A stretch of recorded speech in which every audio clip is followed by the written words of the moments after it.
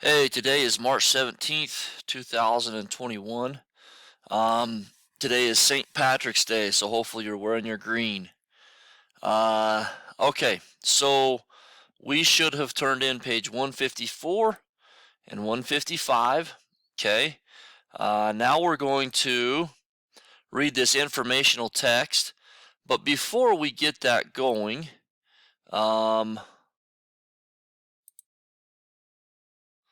okay, so all right, so basically, there's no do now today. Um, we're going to read an informational text based on the lottery that we read. Okay, so this goes right along with um, what we read in the book. You guys don't have this, so I need to get this printed off. Hopefully, it will allow me to print these off for you guys. Um, let's see here.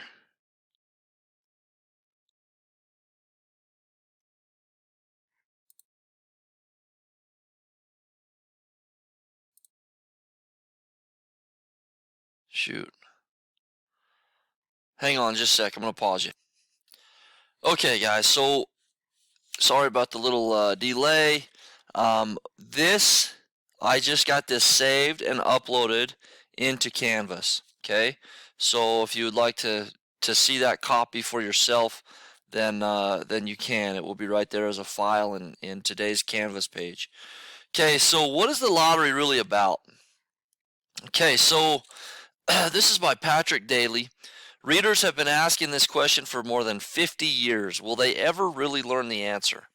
Okay, and I think that as we read it, many of us were like, what the heck? That's a weird, that was a weird story. Like, that was dark. That just left us hanging. Um, did they actually kill the poor lady?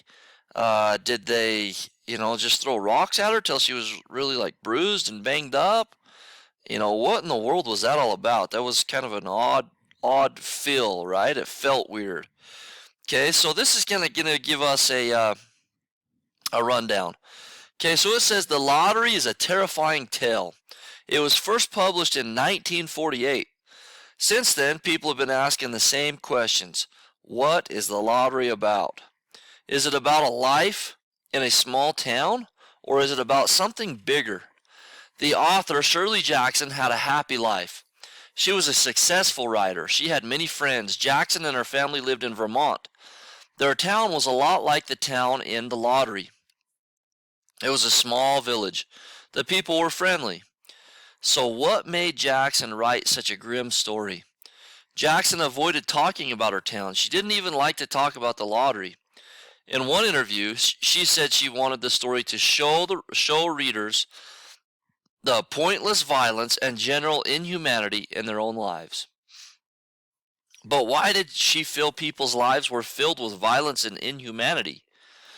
Jackson never explained. The inspiration for the lottery remains a mystery. Still, some people have a theory. Jackson wrote the story just after the end of World War II. Real horrors had occurred during the war. Neighbors had turned on one another.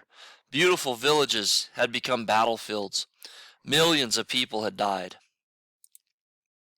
Of course, the war didn't take place in Vermont, but maybe Jackson set the lottery in a friendly village to make a point. Maybe the story is saying that even people who seem normal and nice can do horrible things. Some critics think Jackson's story is brilliant. Why?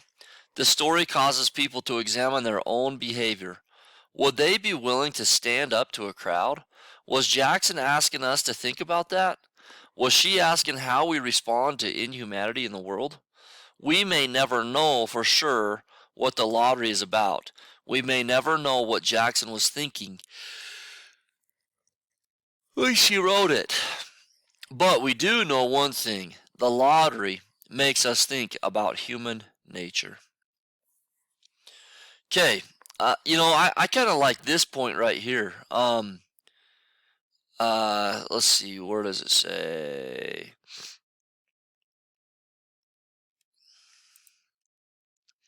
I like the part, I can't see it now that I just read it. But um, oh, right here. Would they be willing to stand up to a crowd? Okay, that could kind of be a theme. Hey, are you willing to stand up to a crowd on what is right or what is wrong? I'm really glad that we read this informational text because it helps us to understand, like, this is right after World War II, and there were a lot of frustrations, a lot of people who turned on each other, is what it said. There were villages and nice, clean places throughout the world that were destroyed due to war. So there was a lot of hostility, maybe some anger, a lot of people who were scared, I would imagine. Um, and so that kind of helps us understand the mindset behind this, and then she came from a small village, small town, the author did. So it makes me wonder if maybe she had some frustrations uh, within her own town that she grew up in and where she lived. Maybe she was seeing people being rude to each other, and nobody was standing up for what was right. Okay, so that kind of turns my opinion of this story and my thoughts, like, of what it is trying to teach. Yeah, we just read the story and we hear the story and we're like, oh wow, that's kind of nasty, dark story, right? Okay, but when you think about the deeper meaning, like, hey, are we willing to stick up for what is right? Are we willing to be nice to other people and not be embarrassed by using our voice to speak up and to make a change, right? Okay, so anyway, I thought that was kind of some cool thoughts.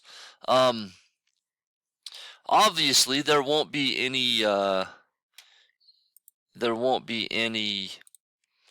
um, bookwork that goes along with this. However, I want to see.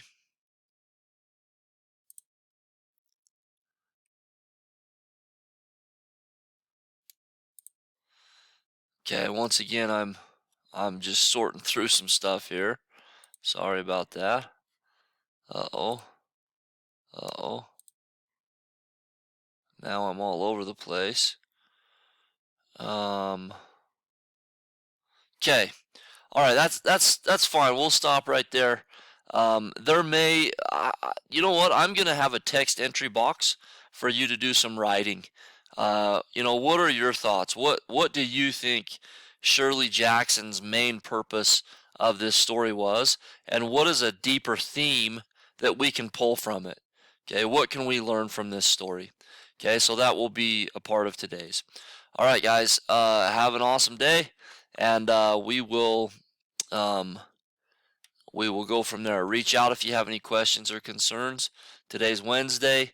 Tomorrow's Thursday, obviously. So let's make sure that we're getting our 15 minutes of student application in, and make sure that we're pushing along with our reading stories, independent reading. I know some of you took some pretty big tests within the last 2 or 3 days, so that's great.